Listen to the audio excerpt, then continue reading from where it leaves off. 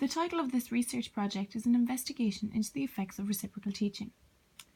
The research aims to look at the perspectives of both students and teachers as they experience the teaching method.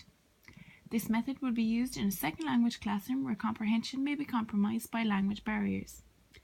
The research takes the form of action research, meaning that the researcher is taking an active part.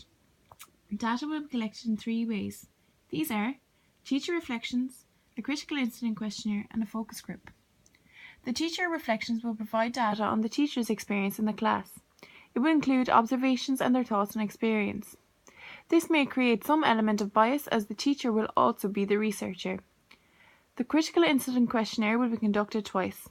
The first time after the students have experienced a class where they are given a reading comprehension without using the teaching method, and the second after they have experienced the method.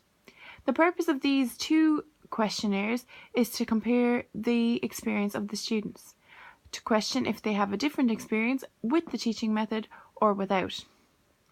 Finally, a focus group will be used. Students will answer 10 questions. They will be given sufficient time to answer the questions, and they will be able to discuss and disagree their answers with each other.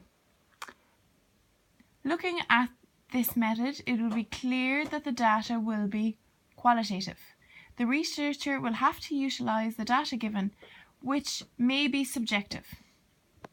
The participants are a third-year higher level Irish class. None of the participants are native speakers and they come from a wide range of backgrounds. The research holds reliability as the research has been carried out many times since 1984 when Pulsner and Brown developed the method. The researcher can reliably say that the method is effective, but little research has been done in the area of the effects on the learning environment.